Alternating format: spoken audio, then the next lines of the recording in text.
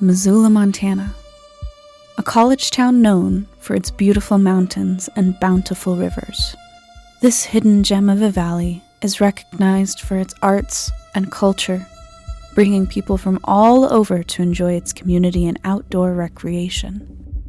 However, built from the very rails of its crossroads, entities of all persuasions also call Missoula their home. A social worker, a nurse, a streamer, or even the town's celebrity could all be harboring a beast within them. Welcome to Vampire the Masquerade and Missoula by Night.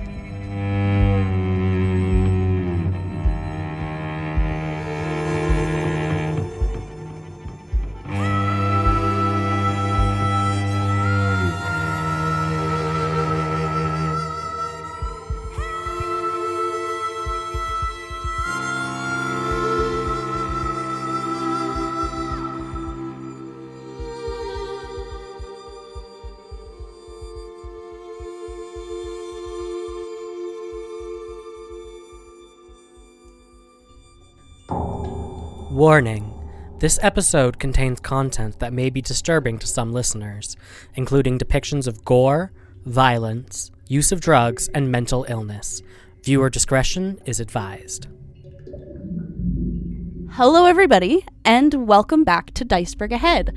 My name is Chenoa Reid, and you are listening to Missoula by Night, a Vampire the Masquerade game. With me I'm going to go this way. Hi, I'm Chance. I'm playing Faith. Hi, I'm Kait. I'm playing Lilith, or Lil Bean. I'm Tommy. I'm playing Terrance Monroe. My name's Mary, and I'm playing Brood. Everybody give a warm welcome to Mary, because this is Mary's first time on DICEBERG Ahead. Yay. So I'm very excited. T-pose welcome. Yes, a warm T-pose welcome. The Masquerade are the rules all kindred of the court recognize. Hide the existence of vampires.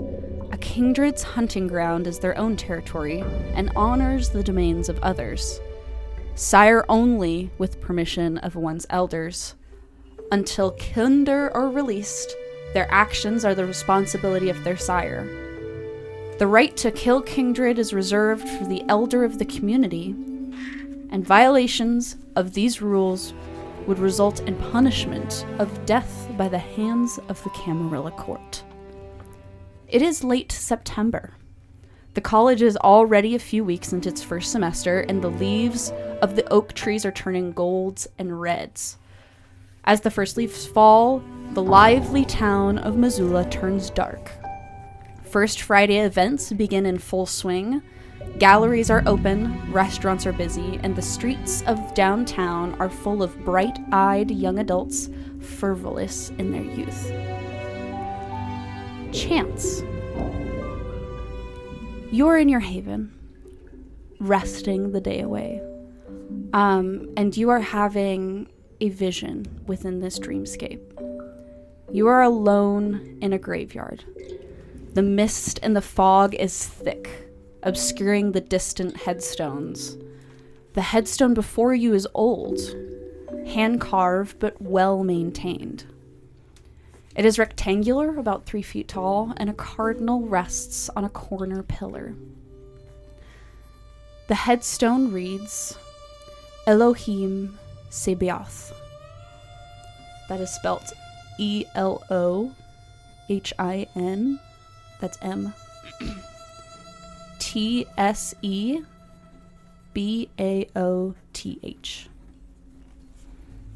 And as you study it and ponder, the world below you swallows you, dragging you down and filling the hole you came from, soaked with blood and dirt.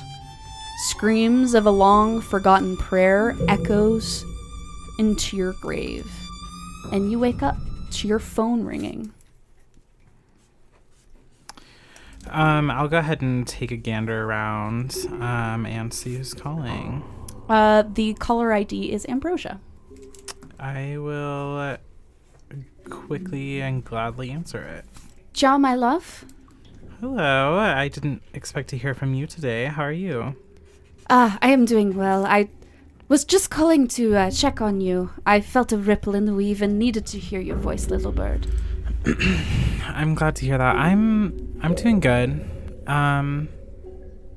My time here is longer than anticipated, so I'm not sure when events will come to pass, but as you know, things sometimes just are handed down. Do the slowly. stars still bleed for you? I'm unsure. All right, my moon. I am a call away. I appreciate it. Ciao. And she Bye. hangs up. You are left in your haven. What does your haven look like? It is kind of, so the main room is kind of 2-story with the second floor having an open balcony over into the living room. The front half of it is full of windows that are closed up during the day, occasionally opening back up. Automatic. Yes, Yeah. yes. Blackout. This was a repurposed church, so it is the same shape of like a church. This room used to be like the main prayer hall room, so it's kind of situated towards that long feeling where pews would be set up facing towards the windows for, like a session of prayer, but all of that's been cleared out. It's just casual, like lounging furniture that's in this room. How do you sleep usually? Generally probably on like a chase of some kind. Just sat up, like half sitting, half laying. Okay. And what does Faith look like? Faith she's a paler vampire. She stands about 5'6". She has pretty long, silvery white, platinum blonde in the right light hair that kind of trails down to her calves. A lot of the time she'll wear it up in like a big bun. She generally wears like skirts and dresses in that nature, usually kind of clothing that's a little looser, not necessarily always tight fitting unless it's like just a shirt. And she generally wears heels. Okay. You can hear your ghoul, who I have named for you. I know you call him Brick. That's his nickname. But his first name is James. James Ferrier. And Brick walks into the lounging area with what looks to be a sealed letter in hand. He's in a suit. He likes to stay nice. You like him to stay nice while he's out and about and greeting people and walking around with you. Wow. He has dark combed back hair and think of a linebacker. He's just a big dude. But he gestures towards you. You have a telegram, ma'am. I'll reach my hand out towards it. All right. You reach your hand out. You feel a spark, within you, within the weave. You already know who it's from. This is from the Camarilla court, the Dupree family themselves. As you take a closer look, the official seal is stamped into the wax. I'll go ahead and pause for a moment, just kind of studying it. Was this just left, or did you receive it from somebody? One of Annabelle's ghouls came by. I see. I'll go ahead and open it. You pop it open, and it is a very simple card that says, and I quote, "The court has been called and your attendance is required. Signed, M. Dupree." I'll fold it and hand it back to him. Will you put this somewhere with the others? Yes, looks ma'am. like I have an event to go to. Right away. Would you like me to prepare you a line of clothing? Anything else? Yes, something A snack, perhaps? in that nature. I'm all good for now, but if you can get me something formal, that would be great. I'll lay a few options out. And he walks off. We are going to cut towards Kait. You're in a dark room with blackout curtains and LED lights sparkling all around the wall. You have basically crafted a cave of your own with posters and things pinned to the walls as well. The webcam is on and the mic is live. You're sitting next to a tower of cupcakes, playing what looks to be Slenderman. And you're ending towards the end of your stream. Okay, guys. Well, keep your eyes on the shadows. Don't let the night bite. And until next time. And then I'm going to turn off the webcam, throw away the cupcakes, and then lay on my bed. I can't eat them. No, you can't. You just bake for fun. Just do it for funsies. You lay down on your bed. You can see the hint of the golden hour fading away and heading away from dusk and morn to like twilight moon. And you hear a knock on your door. Hello. Hey girl, somebody is at the door for you. Who? Like, what? Who is it? It's some guy. He's like. Is it Max? No. Oh. No. It's another guy. I think older. Honestly, he's a little weird, but he's wearing like a suit or something. He says he has like a letter for you. Oh. Okay. Okay. I'm not here. Should I just tell him to go away? Take the letter. Tell him you'll give it to me, but I'm not here. All right. And you can hear her walk away, and like some murmurs. I'm just gonna front start of the room, pacing my room. How'd they find me? How did they get me? How do they know that I'm here? Why would they find me? Me? Why? Why me? Why? And she knocks on your door again. Can I come in? Yeah. Do you have the letter?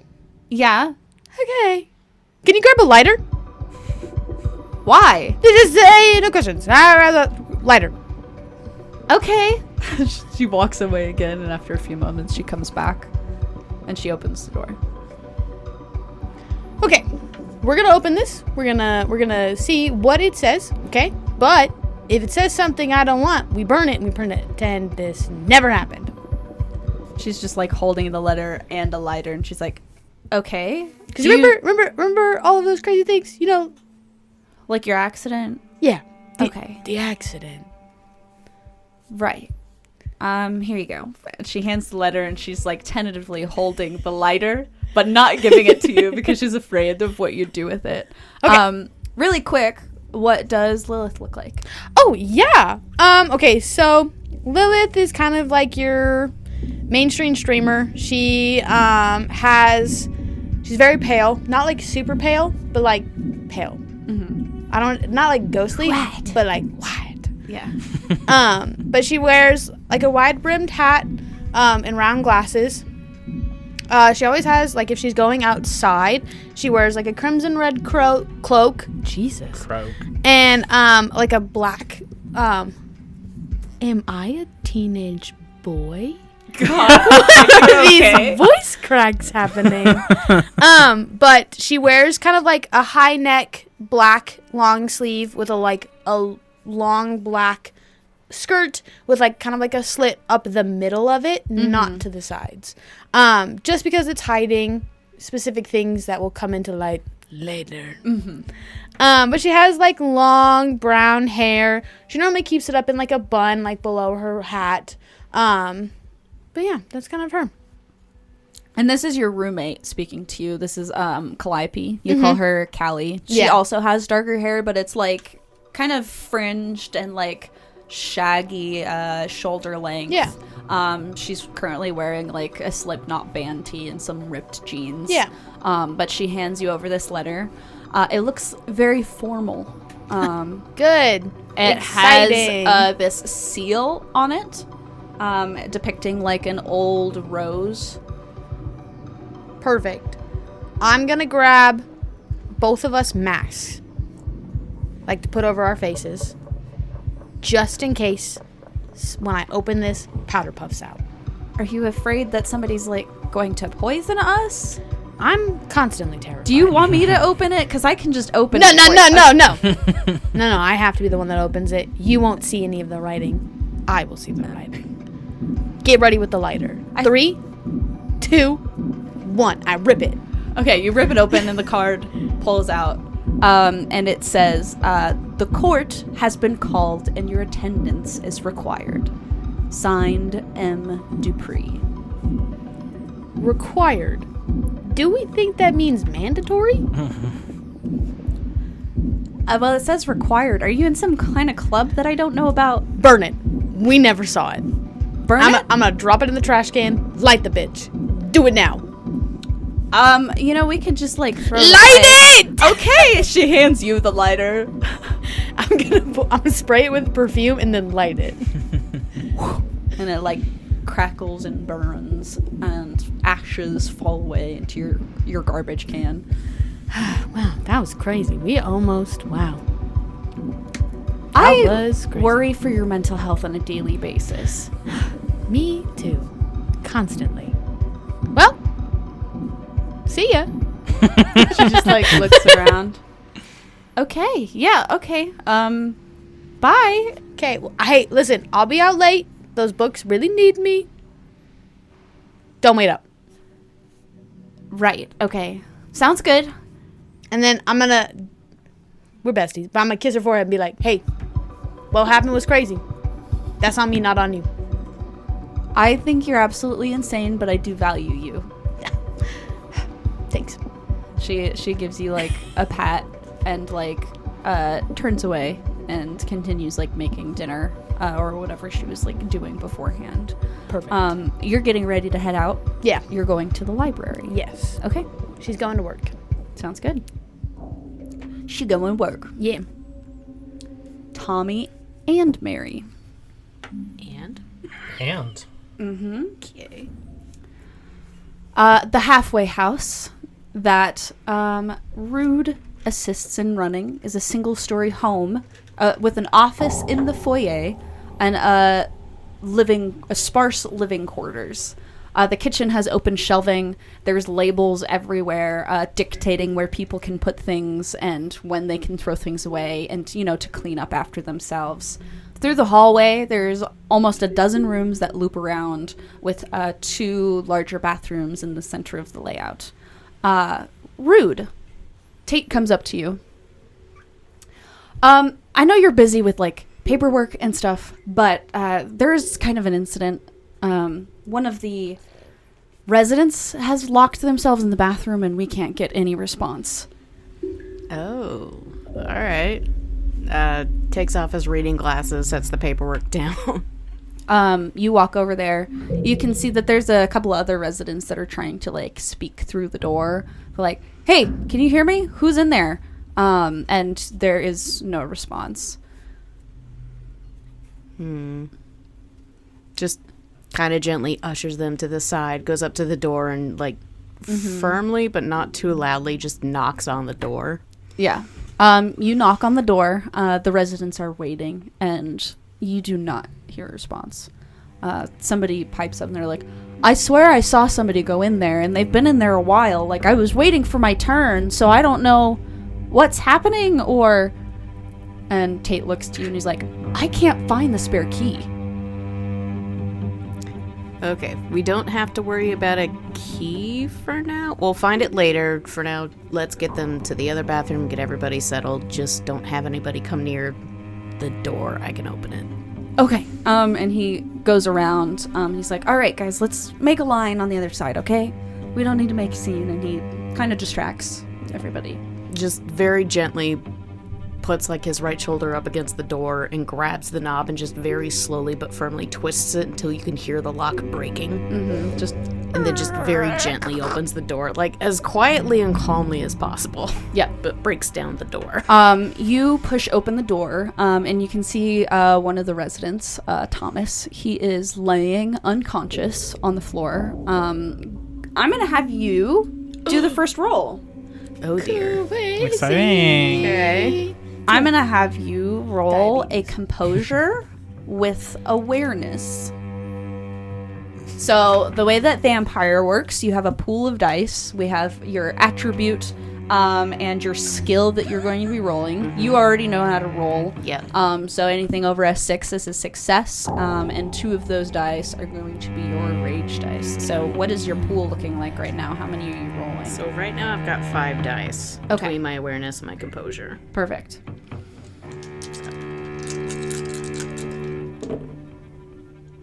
Two successes. 2 success. Okay, that's enough for the difficulty level of this.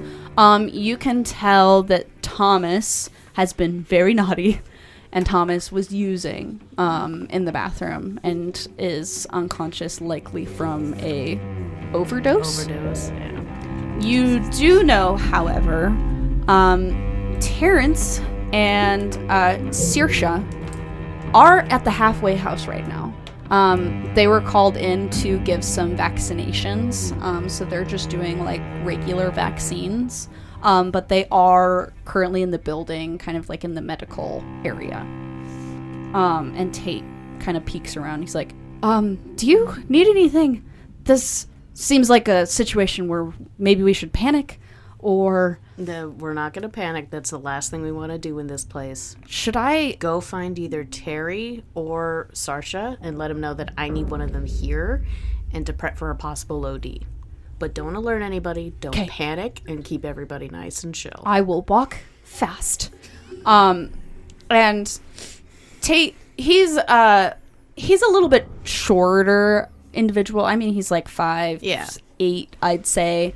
And has like dirty blonde hair that he keeps like combed back, and currently he's like in some fairly plain clothes that he wears for work, just like a jeans and like a regular polo, with his like little name card, and he fastly just walks down the hall towards Terrance. Real quick, Rude, what do you look like? Rude is honestly kind of built, probably over 6 foot.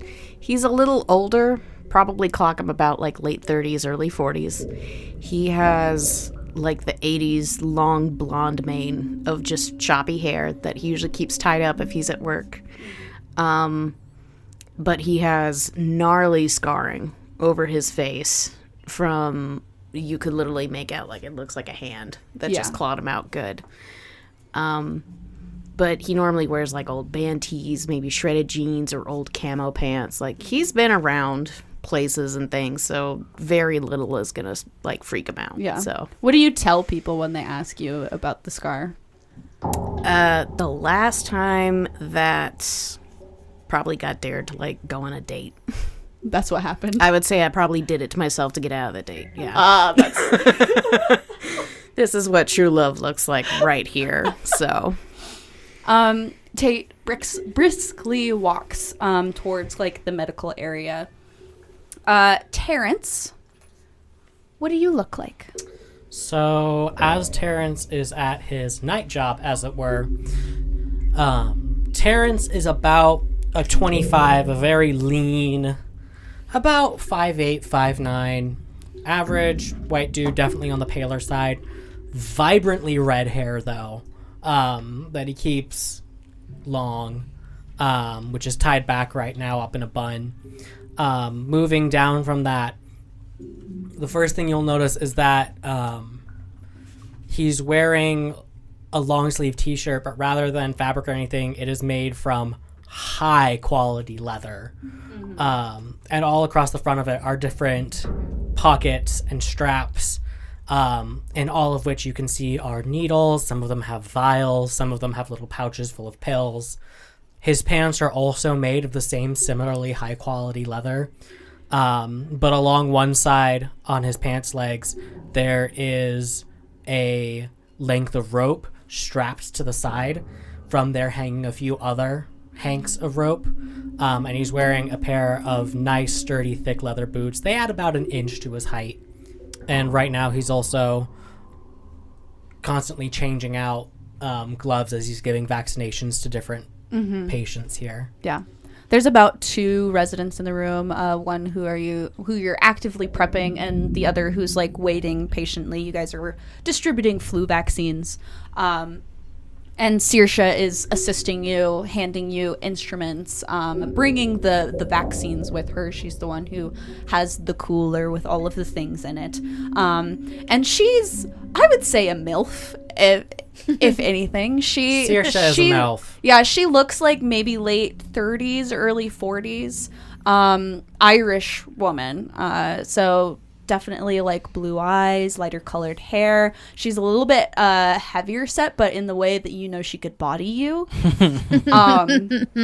But she just is blindly handing you things. You don't even have to ask for it at this point. You guys have it on lockdown. And Tate walks in very briskly. You can smell the panic on him. Hi. Whatever it is, tell Saoirse I've got this and one more person and that I can help. Okay. Saoirse? She's like, right? Do you have Narcan? And she's like, good God. And she like gets up and she gets her kit and she grabs the Narcan and she walks over and she's like, I'll be right back. Looking over to Terrance. And walks away with Tate and is brought back. You see Saoirse walk in, rude, and she looks to you, and she's like, hello, I see you need this, and she walks over and administers it for you and takes her fist and starts rubbing it on his sternum to try and like elicit some sort of response. And in seconds, because Narcan is a hell of a drug, he wakes up and just and sits up and looks to all of you in like a pure panic and looks specifically, I think, towards Rude, because you are the one who really keeps this place on tight lock. And he's like, sorry, I think I fell asleep. I don't need anything. And he like starts to push Saoirse away, and she's like, no, you need to lay right back down. And he's like, no, I'm good. I can go for a walk. And she's like, no, seriously. And she pushes him, and he sits back down. He's like, guys, I just fell asleep. It's okay. It's all right. Saoirse just kind of looks to you like, what do you want to do with him? Just give me a few minutes. Thomas is relatively new to the Wayward House. Doesn't quite know how things will run here. So just give me 2 minutes. Let me talk to him. All right. I'll call you back in if we need more help. But thank you, though. Sounds good. I should, if you need anything, let me know. And she gets up and walks away a lot more calmly than Tate is as he's peering in through the doorway. And he's like, everything is under control. We got this. I promise, Tate. This isn't my first one. It's not mine either, but it feels like the first one every time it happens. Tell me about it. And that's from both being a user and the used. Damn.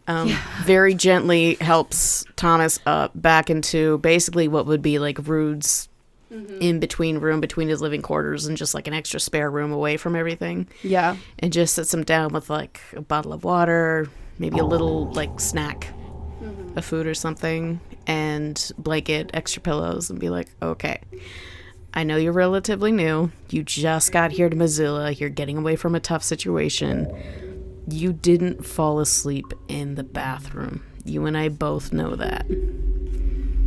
So what can we do to help you get away from that? It was just the last time, because I just got here and I know I wasn't going to like have access to it for a while. So I thought I'd just use the rest of what I had and then, I'd be done with it. Right. Because I didn't want to waste like $60. You get it.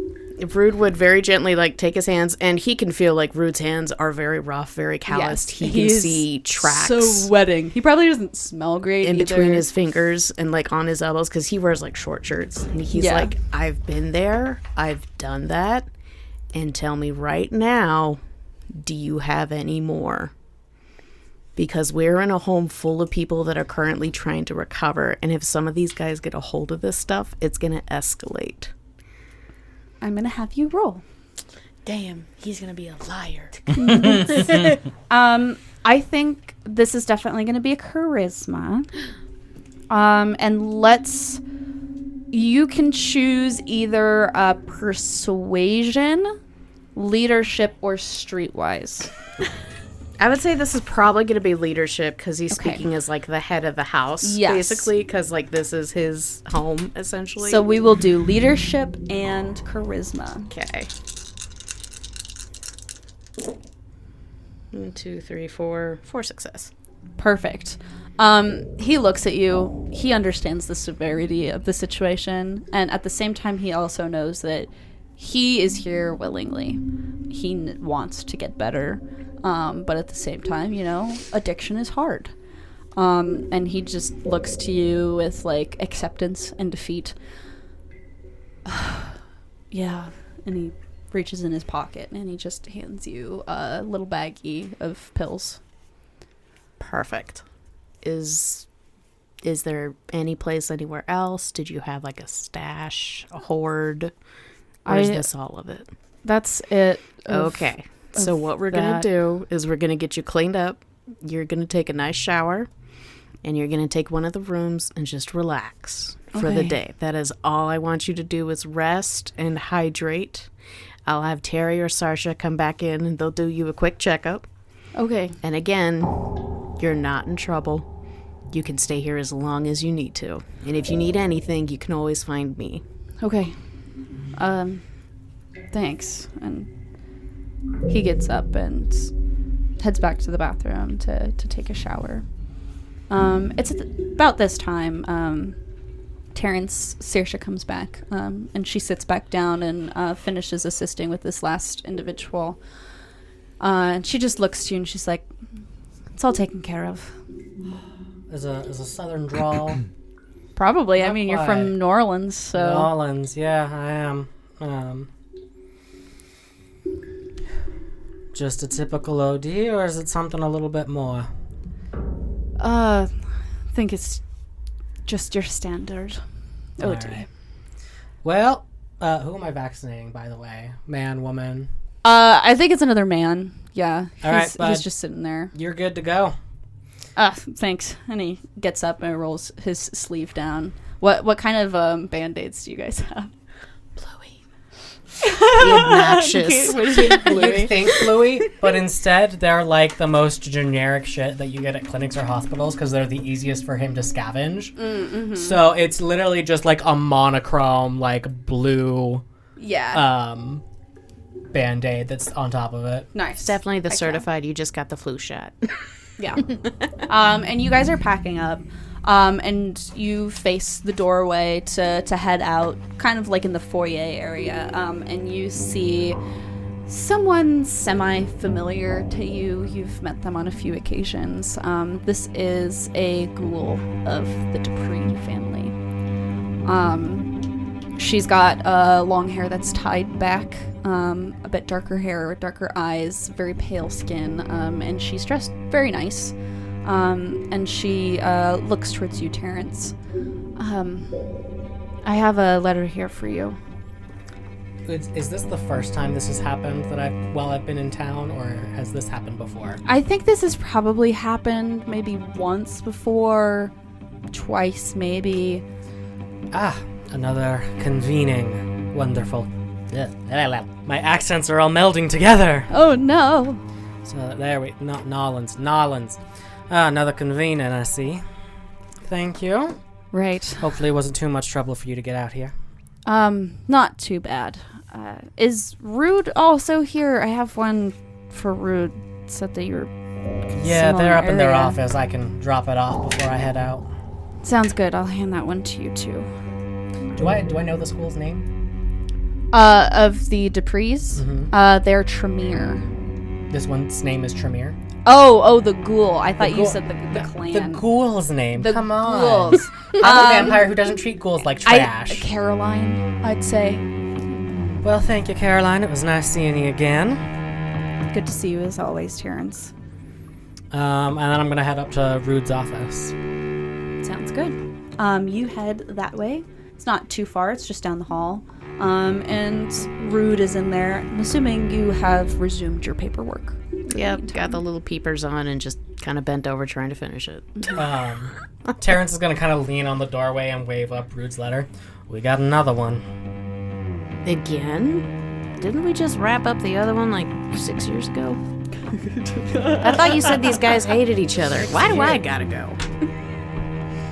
Rude, buddy, you gotta get out more. The last one was about 9 months ago. No. I must have slept through it. You didn't. No. Well, okay. I'll blame it on Chuck. At least I get to go see him. You open up the letters. It pretty standard. It just says the court has been called and your attendance is required. Signed, M. Dupree. Well, I guess that'll be my next stop, but real quick before I head out, where's our newest patient? Do you know which room he ended up taking? I'm pretty sure he ended up in room 6. Take it easy on him. He's a little spooked, but as far as I know, I've got everything he held on to. Oh. Well, cough it up. Come on. There you go. What all do we got? I'm assuming this is like some pretty heavy painkillers, so probably Vicodin. Vicodin. Nice. Bag it in, maybe some Percocet. Yeah. It's a bag of pills. It's not as bad as it Well. could be, but Could have been a lot worse. At least this stuff you can kind of get clean on. Alright, I'll stop by and see him, and then a few pain treatments over the next couple of weeks should set him straight. And I'm gonna wander off to room 6. You can see he just got back from the shower. He just took a quick rinse. His hair is wet. Saoirse is already in the doorway, just kind of watching and waiting for you. Alright, bud. Why don't you go ahead and have a seat on the bed there, and we'll see what we can do to help you out here. Oh, did Rude tell on me to you guys? Okay. And he sits down. Terrance is going to go over and start giving him a look over. Trust me when I say that Rude telling us is the best thing that could have happened to you. This is not my first rodeo, and I know how to make this a hell of a lot easier for you going through withdrawal. If you want to lie down, take your shirt off, roll up your pant legs to about your knees, and Terrance is going to do some acupuncture on him. Ooh, okay. Fun history fact for you all. During the opioid epidemics of, I want to say the 60s, Chinese acupuncturists were more commonly used than hospitals because acupuncture was more effective at the pain treatment than the painkillers they were using in hospitals. I like that little bit of history. Where was that a couple years ago? You tell him to take his shirt off, and he's like, at least buy me dinner first. And he, like, takes it off, and he rolls up his shoes, his pants, and takes off his shoes. And he lays down. He's like, what's next? What's next is I just need you to relax for a little bit. The first couple might feel a little weird, but all you should feel is a little poke and then nothing. Let me know if that isn't the case. All right. And you proceed with the acupuncture and this treatment. Eventually, you all head out, and the most of you, I believe, head to court. Yup. Kait, Yeah, you are heading to work, if Yep. I'm not mistaken. I am. You work at the Missoula Public Library. Yeah. In their archives, if I am being exact. So you don't work in front of people, you work with the books that nobody wants to look at, pretty much. Yeah. You get there late, which is early for you. While everybody is the last ones there, you're the first one in for the night. You are usually the only one in the building, aside from a few cleaners that are there until maybe about 2 a.m., but that's like barely into your shift. You begin categorizing. It seems like a mundane day for the most part. And you can see outside, like the large big windows, people walking on the streets. And I would like you to roll a wits and awareness. Okay. Will you also go over what I do again? Yes. So you're going to take your attributes and your skills, and that is going to be the pool that you have depending on the amount of pips that you have filled in. So for wits, how many do you have? 2. Okay, so you'll have 2. And then for awareness, how many do you have? 4. 4. And so you'll put 4 in there as well. Now, you're going to replace those dice with the amount of hunger that you have. How many hunger do you have at the moment? It should be either 1 or 2. It's going to be at the very bottom on the right-hand side. I have 0. Okay. You should probably have 1. Oh, okay. I also have 0. Should we all have 1? Yeah. I'm pretty sure everybody should have 1. So I have Who's a 1. vampire. Yep. So this is hunger? Yep. And so you should have your 2, And and then my 4. then your 4, and then you pull 1 out of the green to replace it with your hunger. Got it. So that's the pool that you'll have. Got it. What's a good one? What do I have to hit? You have to roll above a 6 or 6. higher. Listen, I was paying attention. I know. You're doing good. Okay. 1, 2, 3. Okay. And is your hunger dice either a 0 or a 1? No, it's a Okay. 7. Perfect. So 3 success. Yeah. As you're peeking out, in the newer building, so this is not the old Missoula Public Library. Since we live in Missoula, we know that there's 2 different buildings. Yeah. Not the homeless camp, the real library. Yes, because the old building, which was only 2 stories, is now used for like public community activities and like a homeschool co-op. And then the other building that's like 4 stories tall and covered in glass. This is the one that you're at. Yeah. And you can see a lot of downtown Missoula through this building, especially Front Street, which is where you're at right now. Mm-hmm. You can see people walking down the street, and you know them to be familiar kindred. Dang it. But you can see multiple heading the same direction. I'm gonna go whoo, and then I'm gonna duck. You duck behind like one of the table and chairs. Yeah. And like peek your head out. It's not Lucian at all. Thank goodness. Not anybody who is involved in the incident. Beautiful. But definitely like some that you are aware of that are like They'll within the definitely notice that I'm not going probably and tell on me. Because that's a little bitch energy, but well, that's what we do here. yeah. But you continue your night for the most part. Welcome to this episode's intermission. Take a moment to go get some water, go grab some food, and come back. Or you can just listen right through. Our intermission is dedicated for giving you important messages, ad swaps, or letting you know about any of our collaborations. It should only take 2 minutes, so you're welcome to skip. We'll see you on the other side. Are you new to remote recording, or maybe you're looking to switch to something different? Riverside FM is the best online studio for recording and streaming. We love Riverside because of its multi-track recording features, auto compression, and local browser upload settings that help eliminate lag within the recording. Join Riverside and pursue your creativity. Whether you're making content, teaching, or making it easier to work from home, you can choose between 3 separate plans and find what works best for you. Use our link below to join Riverside today. As an avid player of TTRPGs, I choose my dice to fit my character. Crystal Maggie has an expansive inventory to meet your needs. This year, they released one of my favorite liquid core sets titled Flying Dragon, which is inspired by The Lord of the Rings, Eye of Sauron. Sort by material, collection, or color, making your shopping experience easy. Accessorize with dice trays, bags, or a dice necklace to display your favorite D20. So head over to crystalmaggie.com and use code, all caps, DICE, BERG_head to get 10% off your next order. Okay. The other 2. How are you getting there? Does Brick own a car? Yeah, I and drives probably am you? chauffeured. Yeah. Yeah.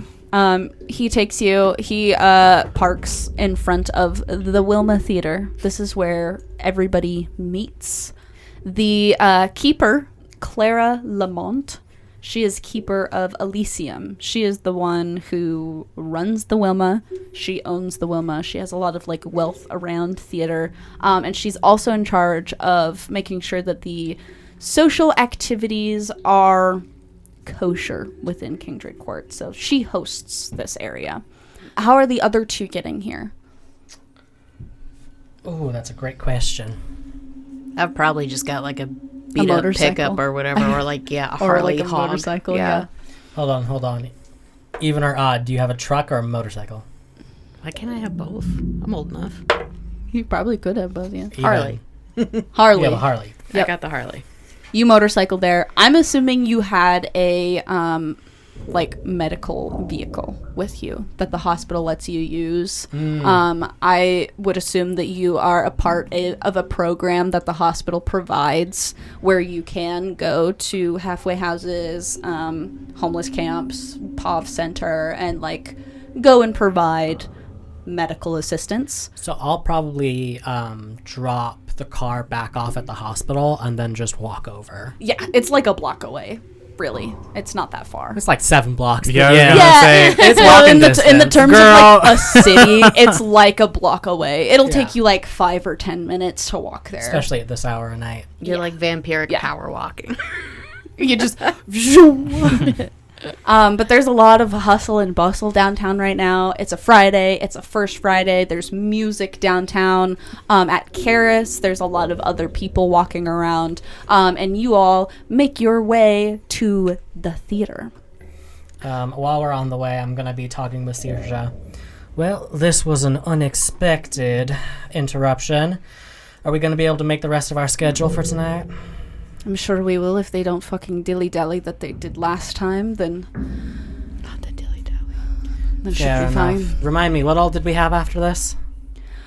We do have to go to the POV Center, but other than that, I think there's a few patients we just need to follow up at St. Patrick's. Excellent. Thank you, Saoirse. Of course. You guys continue on. The Wilma Theater is located in downtown Missoula on Higgins.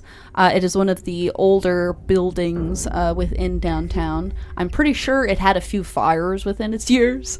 But you guys enter in. There's like beautiful like mosaic tile right as you enter in. Very like old light bulbs. There's a huge like vertical sign that says the Wilma on it. And as you enter in, you can see Caroline, who greeted you earlier, and she is looking over whoever is in attendance as they are entering through. It is a decent size. All members representing their clans, like the high-ranking members, are up in like the rafters, the nosebleeds, overseeing the stage, and other kindred kind of flood the main floor just before the stage. This is pretty regular for these occurrences. Where would you guys all be? That was going to be my question, because there's me and one other member of Hecata in Missoula. For the most part, yeah. Representing. Yes. The Hecata clan. So where would I be? You could sit up in the rafters if you wanted. Yeah. I'm thinking that's where I would be, because Yeah. I just don't know. And also, where would Terrance want to be? Would he want to be sitting in like a seat overseeing the stage, or would he want to be standing like at the front? I'm about to say probably sitting. Yeah. Like, So you go up there with Saoirse. And Rude was invited as an ambassador for the Guru. So it would be appropriate for you to sit up in the rafters if you wanted to. But honestly, it doesn't really seem like your style, so I don't know what you would do. Well, on the other hand, like, I think the only other guru possibly invited would not be somebody he wanted to sit with. You're right. But to be fair, Chuck, I think, would also be a little too far up ahead of the pack. So unless he can go Yes. sit next to Chuck, he's probably going to stay in the rafters. Yeah, no, I doubt that Seamus is going to be here. That's the alpha.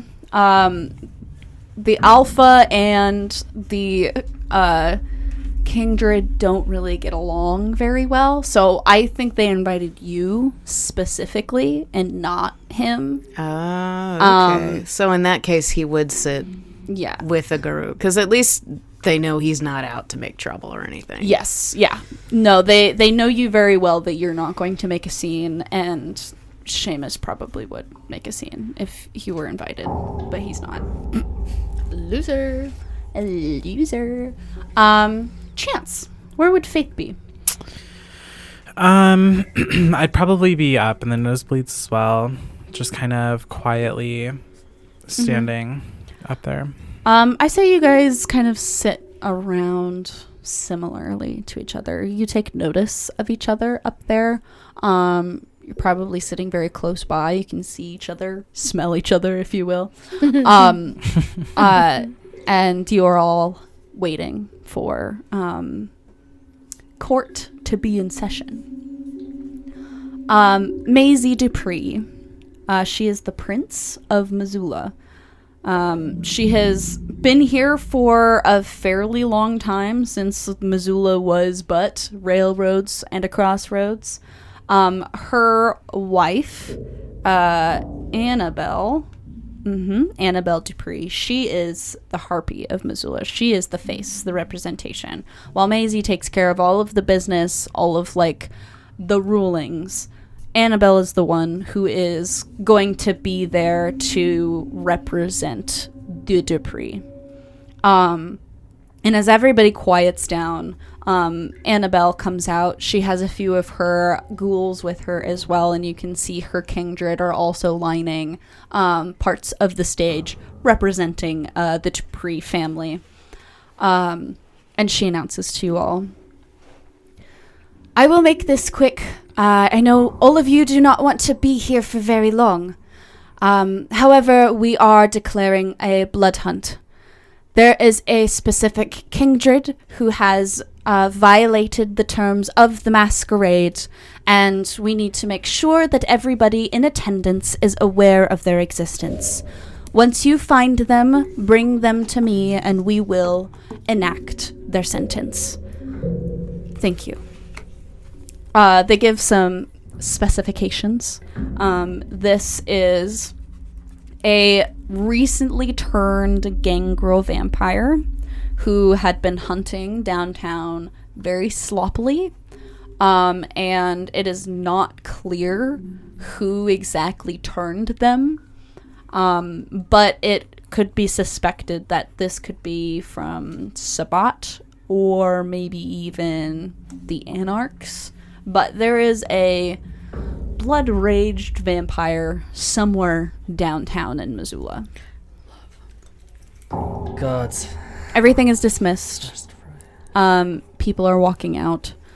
Chance, I would say you take notice of a few things. Also, you know what? I also think that Terrance is going to take notice. Mm-hmm. Lucien, who both of you are aware of and probably don't like. He doesn't have a great reputation, not gonna lie.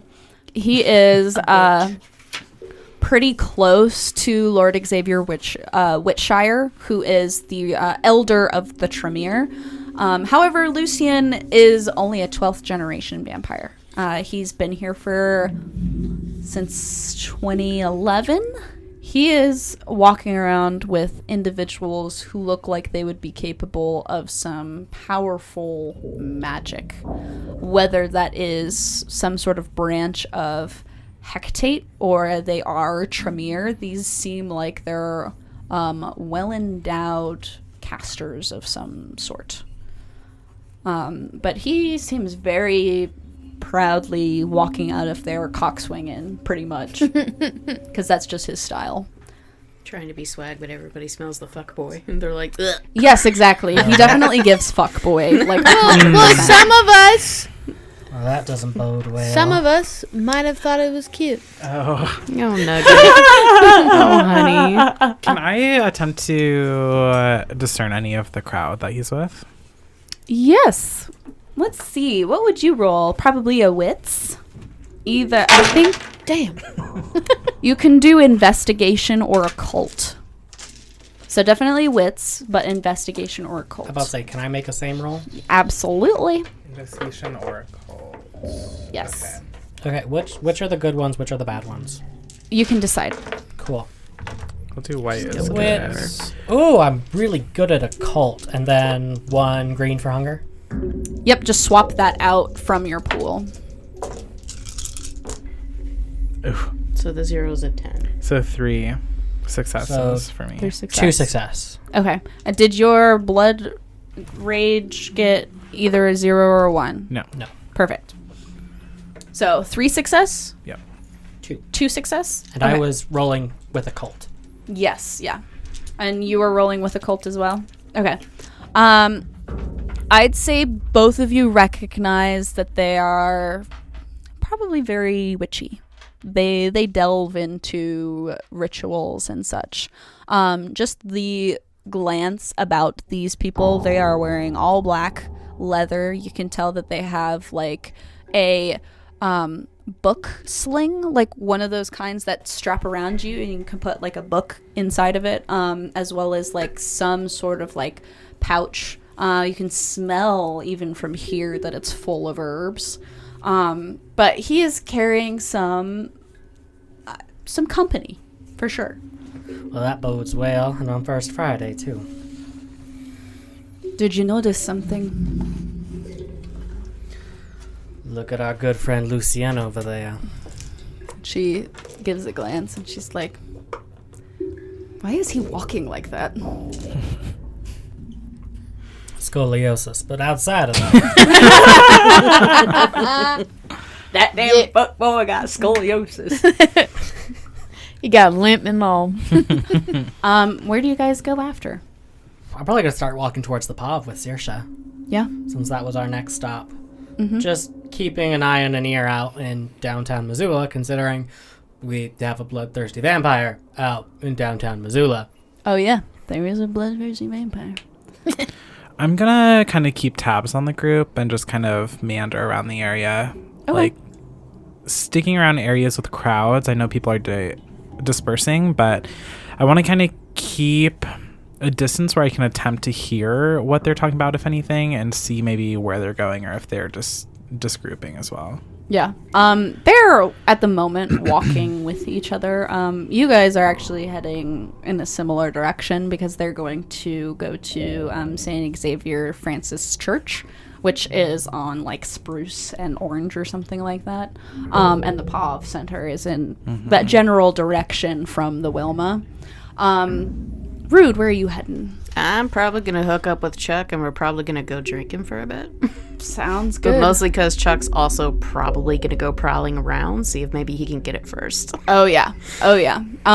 You meet with Chuck on the main floor. He's over there standing in the back. He is wearing just a pair of board shorts and a t-shirt. Yeah, it checks out. He's also wearing a cowboy hat, which somehow like doesn't really fit with everything. And he's like gotten a little scruffy. But he sees you approaching, and he's like, "They invited you to this goddamn thing as well." Yeah, you too? And here I thought I was getting rid of your ugly mug. Yeah, I fucking hell did you get the drove hat? like an hour to be here. Oh, you could be out chilling in the hot springs. I could be doing a lot of other goddamn things than this. Well, what do you say we grab a drink and we just go hit it? If we get lucky, maybe we'll sounds run good. across the blood hunt and maybe have a fight. Honestly, I could use a good fucking fight right now. You know, it's a good thing. Do you want to go to that that one bar that the ministry has? I think what is it fucking called? I believe it's like the Sinfully Deadly bar. Are you talking about Envy, where all these guys hang out? I don't know. Oh. They have good drinks. Yeah. I mean, Crondo, who works there, he always hooks me up with the best liquor. All right, well, I'll take your word on that, but I'm not snuggling up to any cold deadbeat on two legs. I mean, I feel you there. Like I'm not hurt, you know, as somebody who is cold and has two legs, but No, you're hairy enough. You can get your own heat. thank you. You know, if a guru were to get along with anybody, it would be us. So Ugh. I hope not. We're catty.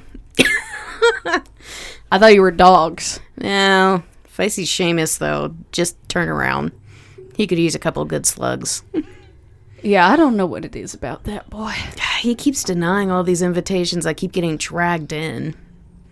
You're representing them. I don't have a choice, man. Nobody else has enough balls to stand up. Yeah, you're right. We do need some goddamn liquor. Yeah. You head down, Higgins. You guys all branch off. Kate, you are doing your job. And the moonlight is trickling in. And you can see even underneath the clothing, there are slight glowing marks along your skin. Yes. How do you feel about that? As you're just like glancing and you realize that like what you're wearing right now isn't completely hiding the fact that there's something. I get upset. I finished all of my work, Mm-hmm. and I kind of look around and I'm like, they won't be mad if I leave. They won't know. Nobody's gonna. I'm like pepping myself up. Nobody's gonna know if you leave. Nobody's gonna be upset. Just go, then clock back out. You'll be fine. It's time fraud, but it's fine. And I go where Lucian is. I know where he is. Yeah, you can feel the pull. Yeah, You know so he's close. And because of that, I go where he is. But I will say I'm not going unarmed. All right, what do you have?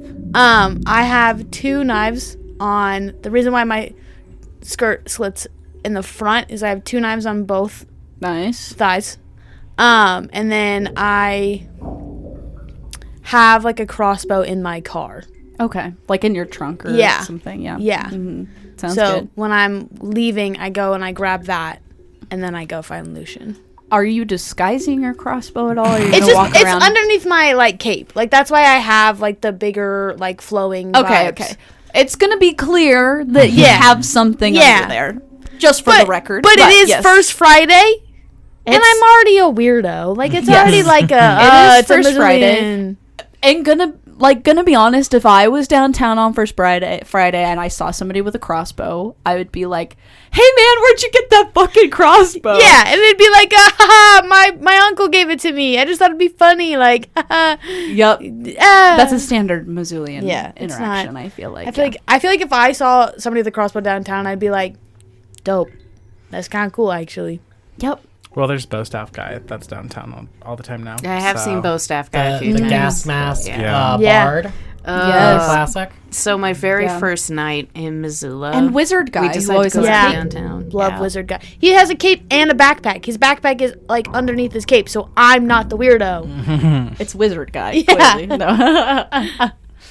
No, it was bad. First night we were in Missoula, Tommy and I decided to go out downtown and go exploring. And there was this guy in a plague doctor mask playing very loud, very bad Green Day with a cloak. And we found out he started following us, so we had to start cutting across like alleys. I don't and know if side he was streets. following us. I don't know, felt but like it he sounded was. like it was. The music. We it was just creepy kept behind. hearing the music. They're like, he keeps getting closer. He doesn't stop. This group is heading. You're heading to the bar. Pav. General direction of Lucian. You two. You're catching up. You're following Lucian. He is walking towards St. Xavier's Church. You know that this church is the home base to the Tremere and Lord Xavier Whitshire. And you can see him walk in. You guys, I feel like, would notice each other. You notice that you're following the same individual. You're like across the street. I take a step, she takes a step, and I'm like, We clocked that we're stalkers. You both are walking right next to each other, and notice both of them go in, and then you're like, "Damn!" And Faith is over there like, "Damn." but I can go in Technically, yes, you can. because I'm a Tremere. I realized I forgot to mention, I have Oblivion Sight, so I can see in darkness like it's normal. Yeah, And I see ghosts. I see dead people. that's I right. do see dead people. I feel like there'd be a lot of dead people just around. Just hanging out. But maybe if we're thinking about vengeful, upset Recently. spirits, I would say Lucian probably has a few around. Oh. Yeah. Yeah, he's a bitch. Yeah. All the best I mean, vibes. I bet it's hard to tell, like, while you're in the court because, you know, they drink blood. blood. They're vampires. There's a lot of things angry going on. Yeah. Ghosts. Probably a lot of like vampire ghosts as well. Hold on. Do I see the Donnas? Does she have an entourage with her during court? She did not come. The bitch. Well, that explains why I was in the rafters. I'm gonna have to go report later. No, she did not go. She does not care enough about Camarilla to show up to their silly little court, mostly because she would much rather stay in the morgue. But yeah, there are a decent amount. As you're leaving, you notice bad vibes, bad energy, upset spirits around Lucien and these witches. Witches. Oh, I guess that's a part of my character description I forgot to mention too. Terrance has black irises instead of colored ones. I like Part it. of the part of the downside to Oblivion's sight. Yeah. You look a little creepy. Well, when anybody asks, I just say it's tattoos. Do you end up following Lucien then as you're like walking towards the Pav? Are you curious enough? Nah, I feel like this isn't the first time I've seen a bunch of angry ghosts around him, and I got some fucking work to do tonight. Yeah, I get ya. You're making your way towards the Pav then. You two have encountered each other just off the sidewalk, I imagine, as you watch Lucien enter into the church. What do you do? I'm gonna kick a rock and be like, fuck. Just mad. Just like pacing, and I'm just like, fuck. I'm hyping myself up to go inside. Fate's gonna kind of stare over at you, just like blatantly, and be like, "You didn't come." Oh, I wasn't invited. Actually, no, I never got an invitation. Come to what? Oh, yeah. Yeah, nobody who. No. I'm gonna have you roll a composure and a Damn. persuasion to lie.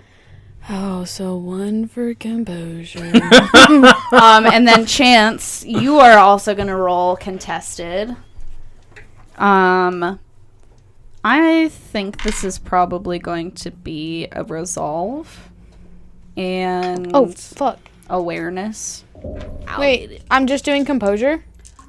You are going to be doing composure and persuasion. That would just be. Oh. Well, we found out that Lilith is not good at lying. Little Bean is not prepared. Little Though Bean she is not a constantly lighter. tries. Oh, but hey. Oh no!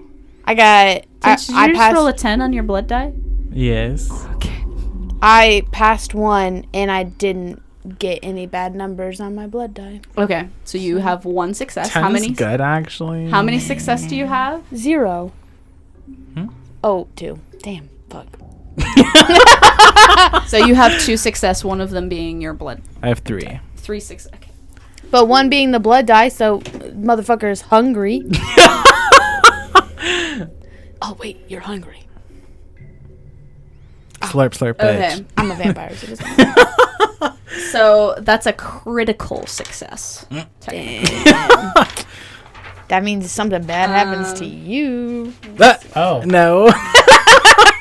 Chenoa, you said 10s are critical successes? Yes. I had a critical success earlier and didn't mention it, sorry. Oh, on your blood die. No. No, No. not on Yeah. the blood die. You have to have 2 in your regular pool in order for it to be a critical success. If it's a blood die, then it counts as 2. Well, that's and complicated. has I know, and it has additional things because this means that you have a critical success and the beast wins. Oh. I think this is enacted through a vision. Just seeing literally right through her is flat out lying. And you can feel her anxiety, but more importantly, you can start to feel crawling on your skin this burning pain. It doesn't feel like a hot iron has been pressed against you, or the sun even being shown onto your skin. It feels like intentional scripture that's being burned onto you. It's a very otherworldly feeling. It's what I feel daily. I think you would also notice that underneath Lilith's clothing, one, she has something on her back, and two, there's just a slight glow that's like peeking through her sleeves. You're quite illuminated and equipped for the evening, coming from your place of activity. The library gets sometimes scary at night when I'm alone, so I like to, and I like push the flashlight on my phone, have a light on sometimes. Can I see that it's a completely different light? Oh, absolutely, yeah. Yeah. See? I glow! Lilith is shit at lying. Really bad. I'm afraid that you're going to ask for attention under your dress if you don't. Well, fun fact, I can't turn it off, so we're stuck with it, okay? Have you tried mud?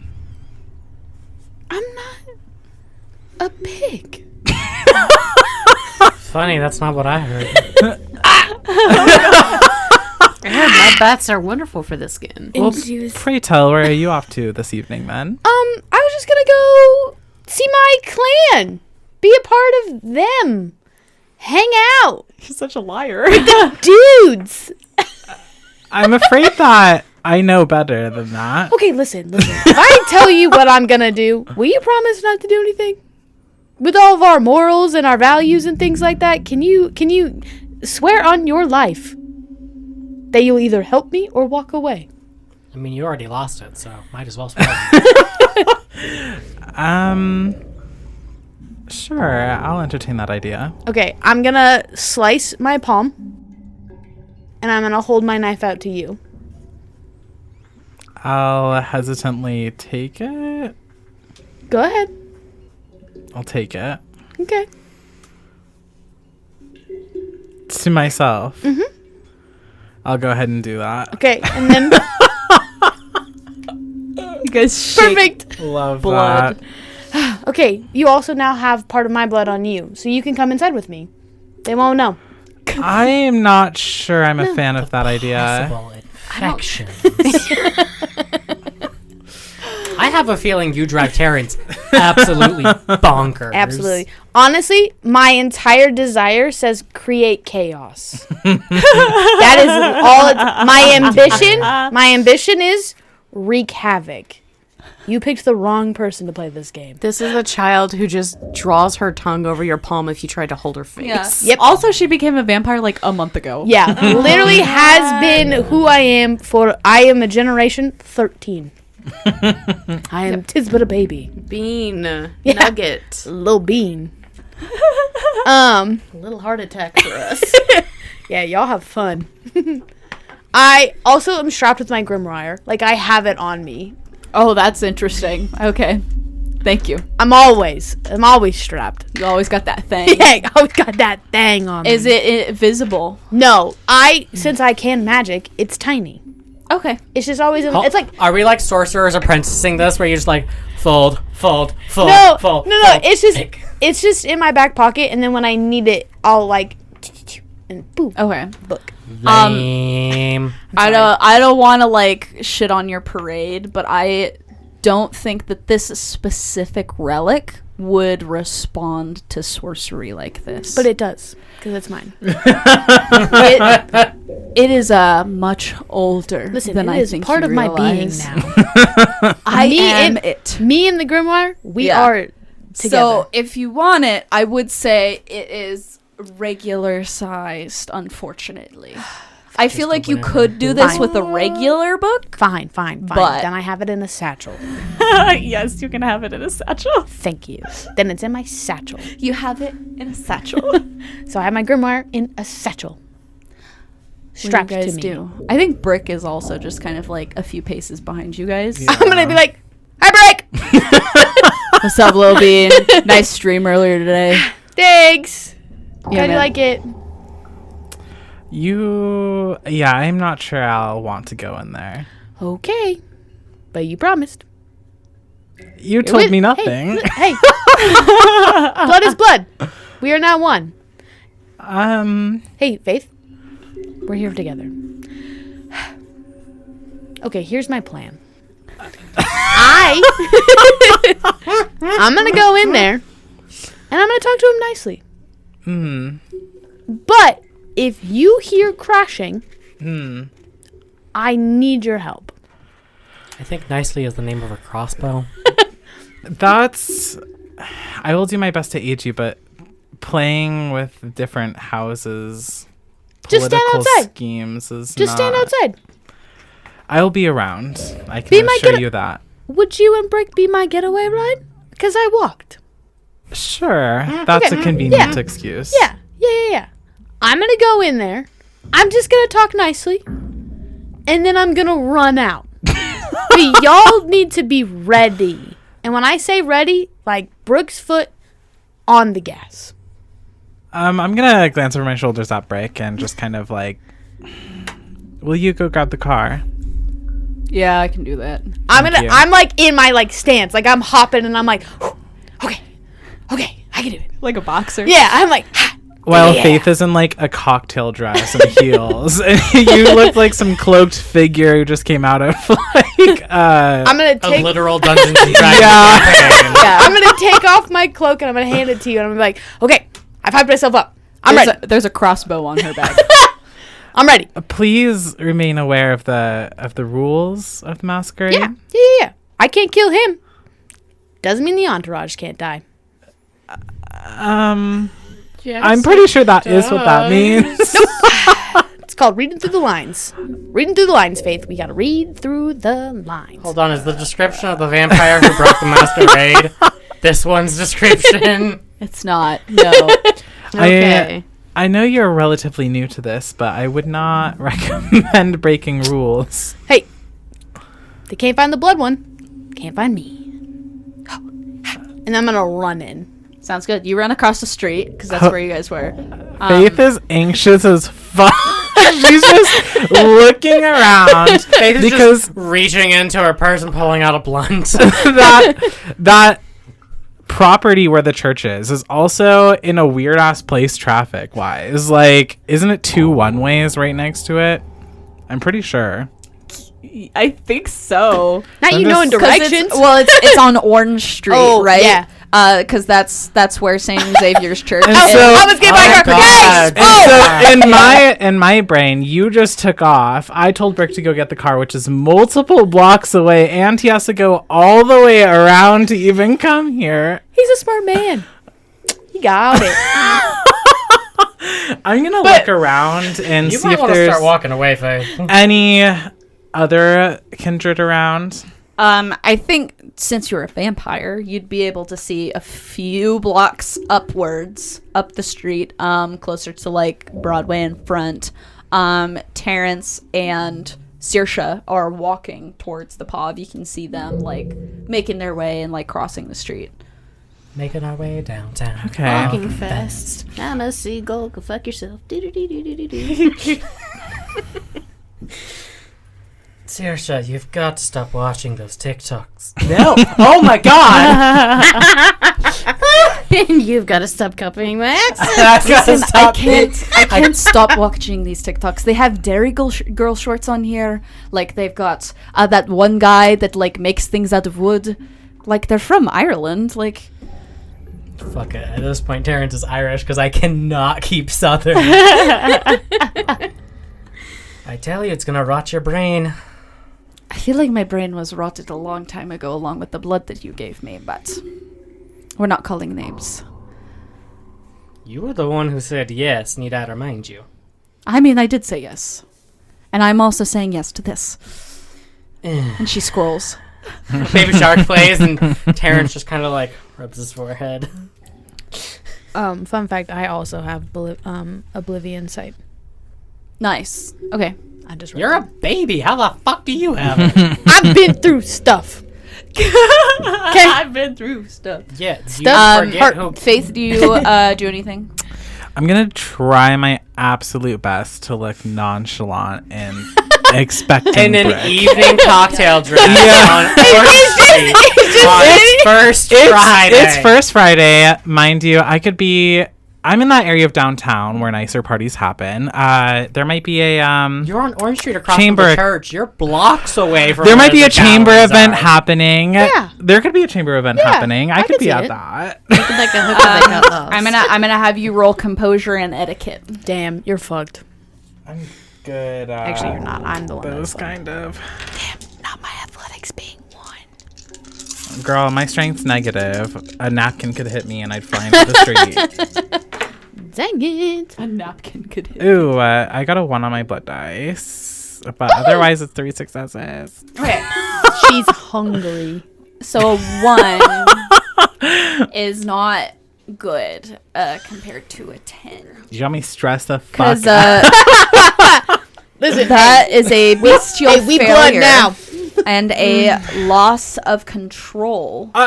So we Love have to roll on the compulsions table. Do you have like things about your clan that enact when you go into like bestial stuff? It should say like in your clan archetypes. Oh, the clan compulsion? Yes. Delusion. 2 dice penalty to dexterity, manipulation. What?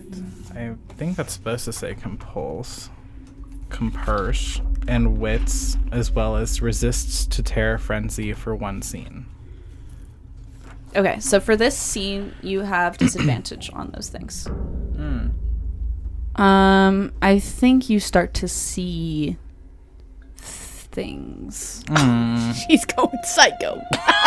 You stressed her out. Yeah. You're like, let's break the most hard rule. Listen, Yes. I'm only breaking the 6th tradition. Yeah, you succumb to your delusions.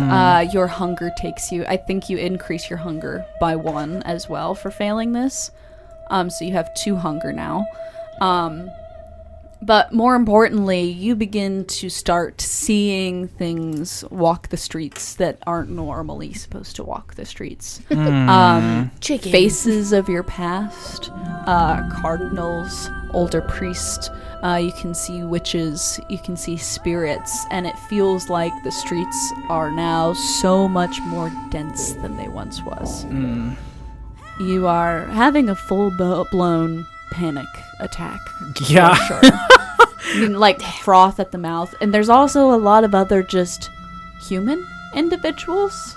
So you can smell just their heartbeat and their blood. And it's like just a moment of pure intensity.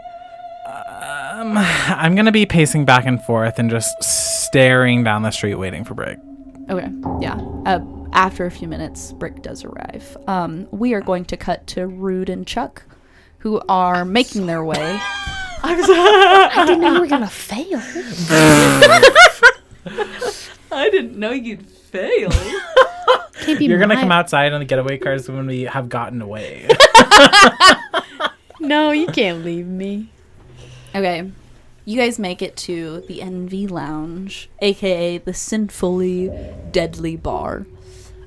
It is kind of hidden within the streets of Higgins. There's just a door that leads up the stairs.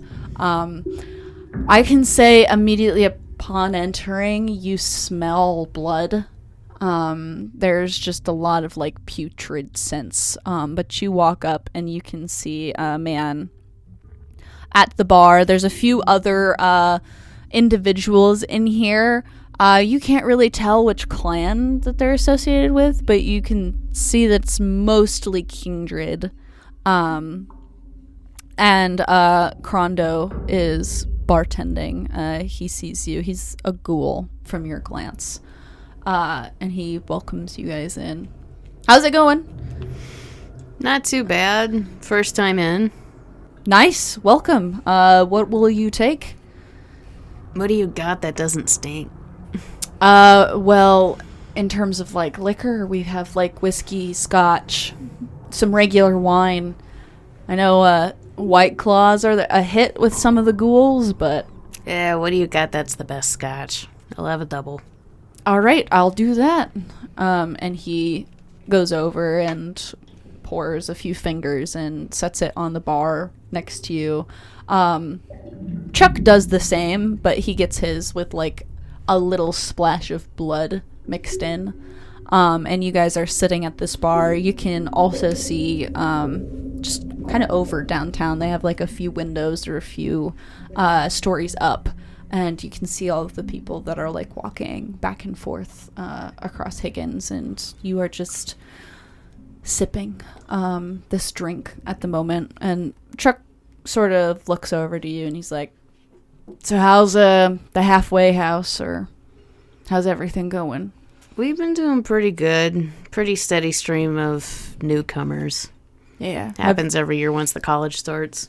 Nice. Have you been on the lookout for any new kindred or guru coming through there? No, I haven't had much so far. I think I'm almost positive I had a guru, but they hadn't shifted yet, so...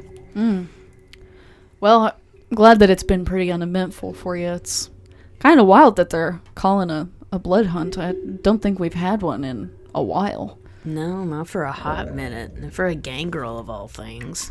I know, right? I mean, like, I could talk to Harrison, who's up at the fort. Like, he's pretty well versed in the goings-on for his clan, but at the same time, like, it's pretty common, unfortunately, for gangrel to get striped off from anarchs and the such. Yeah. Bit odd they're hitting it a little ballsy on, like, First Friday, though. Well, there's a lot of fresh blood around when you're young like that. Yeah, you think no one can catch you.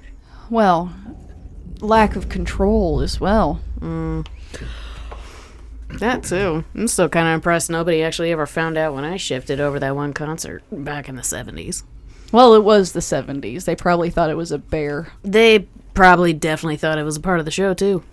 Probably. Wouldn't put it past them. Yeah. But, you know, young kindred these days, they got a lot of ambition. Don't really understand how everything works yet, so... Yeah. How everything works. Crazy. But, after this drink, you want to go walk around? Yeah, I See if could we can probably find do anything. that. See if we can maybe sniff him out or something. Yeah, you and me both. You guys finish your drink and you head out, give Crondo a nod, and you go back down to Higgins Street, still bustling and walking, and you start to wander. I'd say you make your way towards, like, different hot spots of downtown, and possibly run into Faith, who is anxiously pacing back and forth on a street corner. You can see her just a few blocks up, but she's familiar to you. You've seen her around before. Hey, Chuck, you think she's okay? At this distance, don't look like it. I can practically smell the panic attack. I mean, me too. Goddamn. What's got her all upset? She's usually so calm and collected. I was gonna say, she's not usually the one to freak out like this. I don't know. Hang on. Dice. The answer is dice. Yeah. Yep. They walk up. Faith, you see Rude and Chuck approach you. You've met Chuck maybe once or twice before. He usually stays at Lolo Hot Springs. That's sort of his area. But Chuck is also an enforcer, so it makes sense that he's downtown right now. And as you know, Rude is more of an ambassador to the guru. But they approach. Hello. You alright? How you doing, kid? Mm-hmm. Uh-huh. What's going on? Mm-hmm. Faith's just gonna keep kind of working a hole into the sidewalk, pacing back and forth. I'm just waiting for a brick. You're waiting for a Brick? Oh, that's their ghoul. Yeah. Oh, Yeah. his name's Brick? That's a nickname, I think, right? That's unfortunate. Yeah. Faye's gonna literally stop and just deadpan and then just continue on for a moment. What are you all up to this evening? Drinking, Still walking around. prowling. Yeah. And then we kind of noticed you. Did you notice anything at the event this evening? Like what? Like all these pompous assholes walking around thinking that they could get like a vampire. My bad. A king druid. Yeah. You didn't notice any groups of people or... You mean fuckboy McGee who can't walk straight? Yeah. We Lucia are does on his property. I'd maybe not reference him that way. It's over there, right? We can insult You're him not over across the property street. line. You could take him in a fight. Faith's gonna glance over and see if she sees any semblance of anything going on over there. There's just a flame in the window.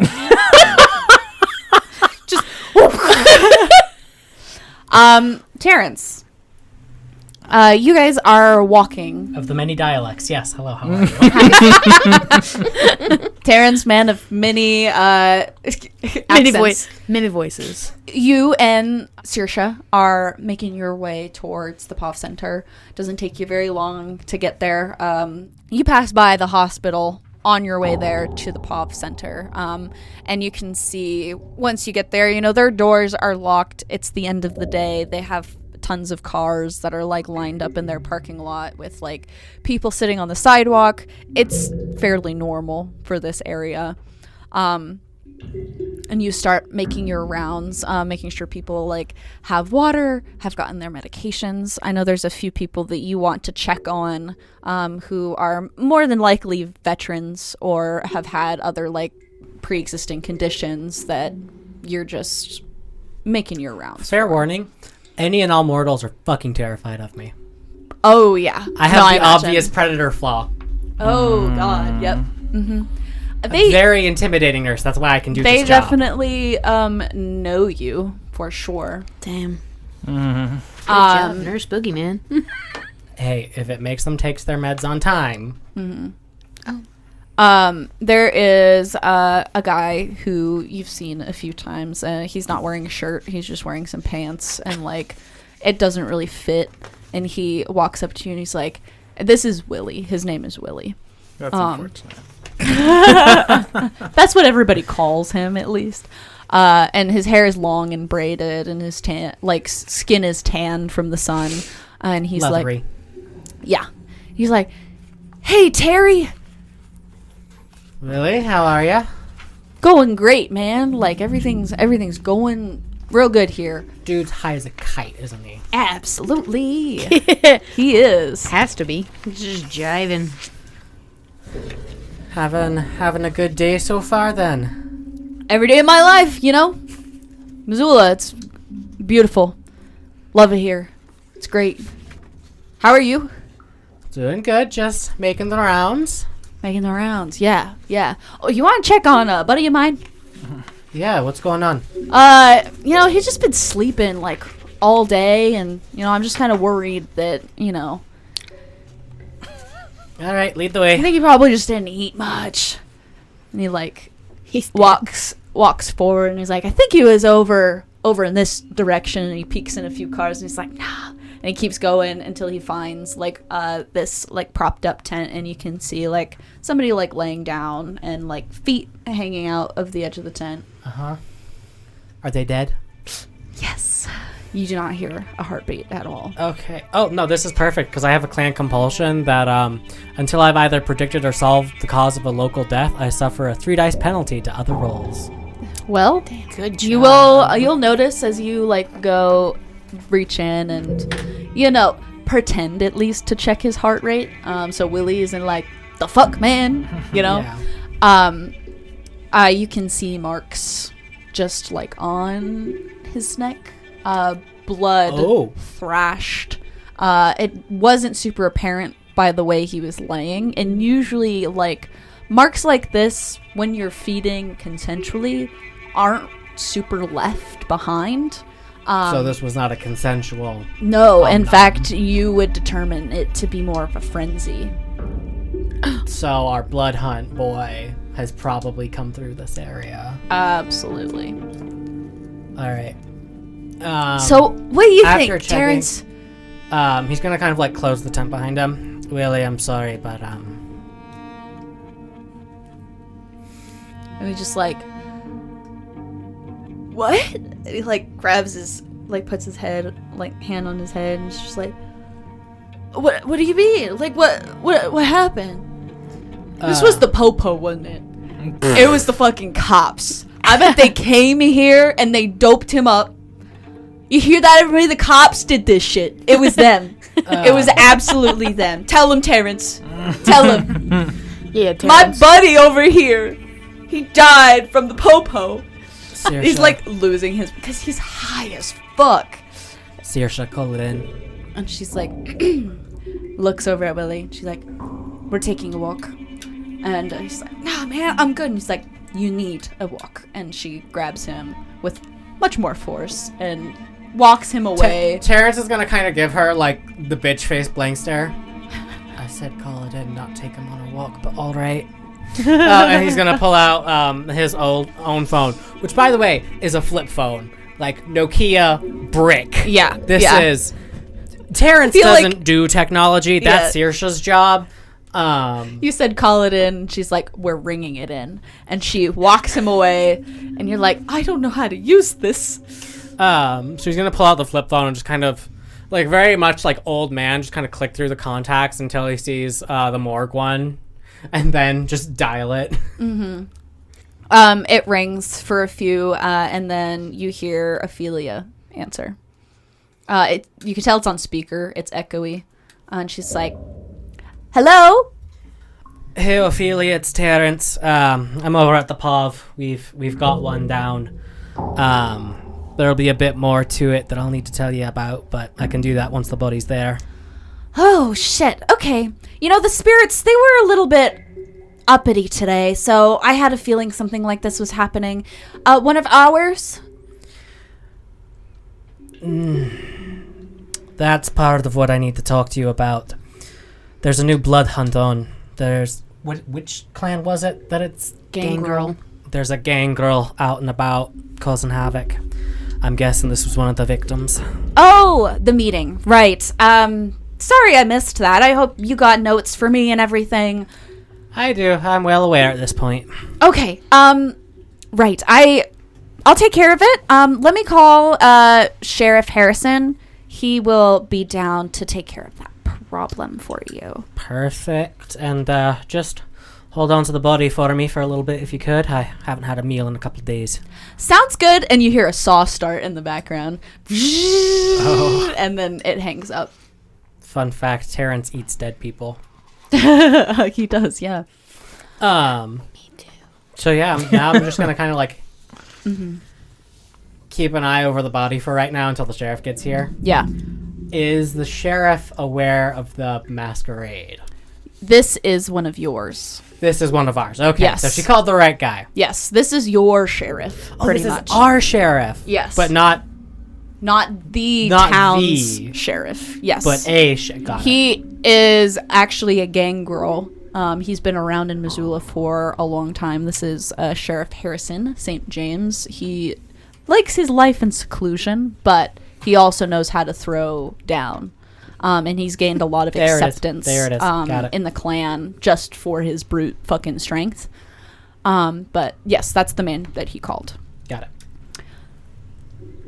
Kait. Hi. You are walking into St. Francis Xavier Church. This is the home and base of the Tremere clan. Yes. You walk in and you immediately see that there are ghouls and younger children that are watching you approach. They seem surprised at your presence. They are aware of you since they need to be for the masquerade. And this church, as you walk in, has a gorgeous, beautiful mural that's painted on the ceiling and glass windows that shine in the street lights.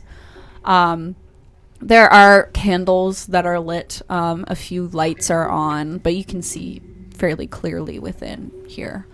And you see Lord Xavier Witcher, who is closer to the front where the statue of Jesus is, as well as Lucian, who is discussing with him. The witches, however, they're not in the room at the moment. Okay. I'm gonna walk in. Yeah. Witches. I'm gonna walk in and I am gonna smile and say, "Honey, I'm home." Lucian looks over, and so does Xavier Witcher. And Lucian is just like, You're here. Yeah, why wouldn't I be? Part of the clan. The fun times. Right. Okay. And what makes you think that you're allowed to be here? Well, aren't I one of you? I mean, Where's your little posse? Where's your little gang? running errands? What do you want me to say? Crazy. Very convenient. Very convenient. And then I'm gonna, kind of, twirl my fingers and have, flame Yeah. come up. Yeah. You spark some flame, and it Human torch, motherfucker. Yeah. And it ignites. He looks at you and is like, what do you think you're doing? You're going to come in here, you're going to play a little game, especially in front of our clan elder.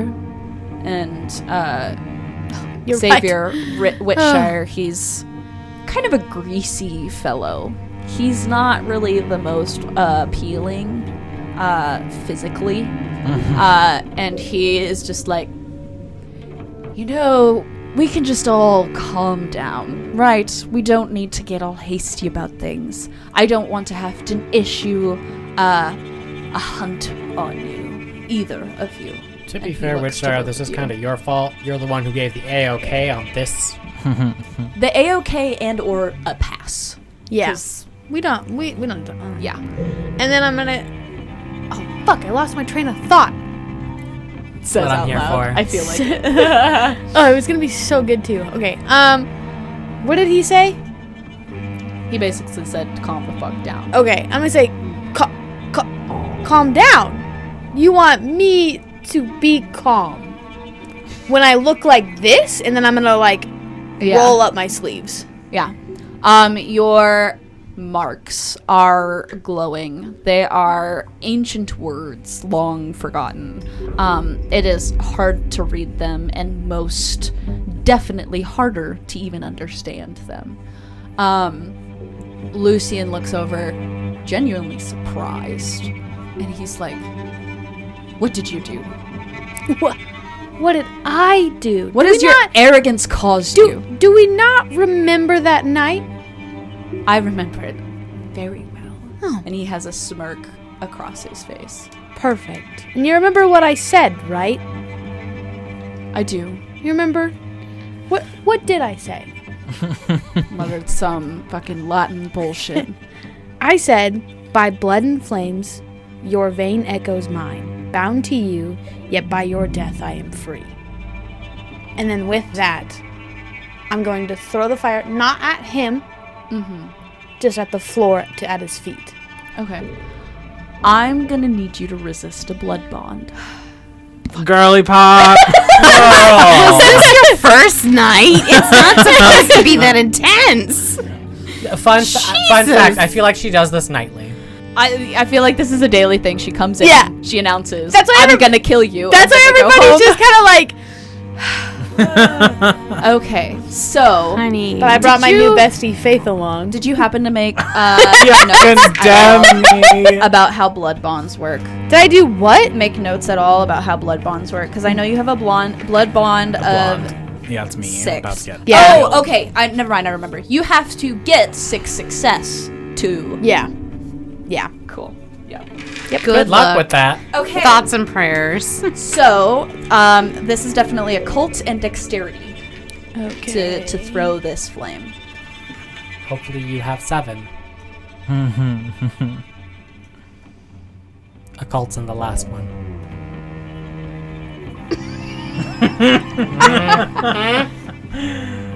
Three, girl. She ain't got nothing.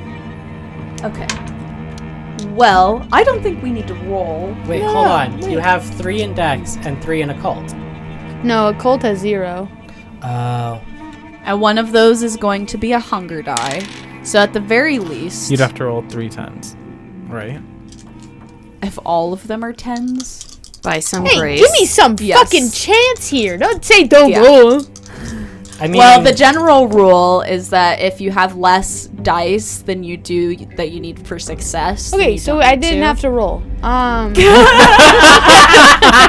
So what's my fucking punishment? do the You dishes. invoke this flame, and with a glance, he stares you down. You can feel this pit in your stomach, this longing for servitude. And as you attempt to fling this flame, it extinguishes from your hands, and you lay your hand down at your side, completely disarmed by this look in his face, a very similar and familiar look that you have seen before when you first met him. Please tell me he has a humiliating pet name for her. Lil Bean! It's not humiliating. I call myself that. And he's like, you should just turn around and go home. Does the blood bond affect... I'm saying that now. Does the blood bond get affected if I bite him or if he just bites me? So you would have to, it's usually invoked through sire. So he bites me and that blood bond thickens, but if I bite him, nothing really happens? I It's feel just like like a that petty little thing? ends into like some complicated territory for sure, especially like 'Kay. for your sire.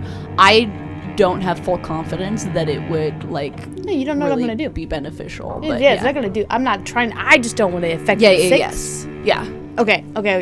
So with that, Because the only way to get rid of your blood bond is usually through time, or Yeah. I would assume from like any sort of occult Yeah. crafting needs. I am then.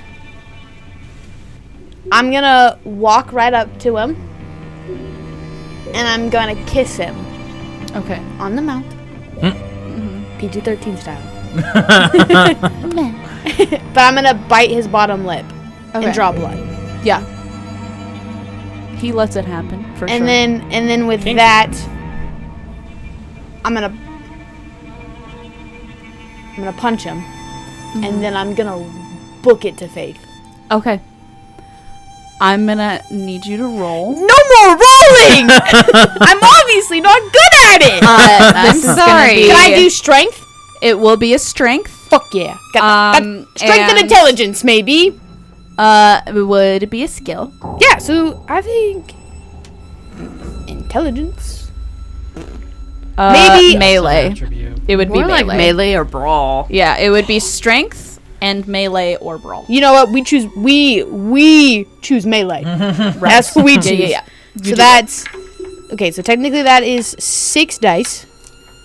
And 2, hunger. 4, 6. Then I take 1 away for hunger. Yes, ma'am. Get shit on, bitches. You know what I'm Good luck with that. Okay, 1, 2, 3, 4. I got 4. I got a 10. 5. That counts as 2 success. So that's 2. Yeah. So 1, 2, 3, 4, 5.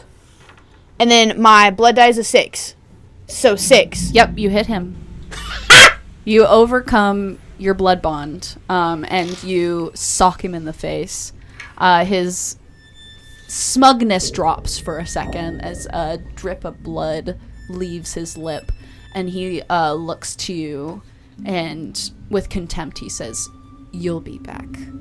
And you turn around and you fucking run out of there.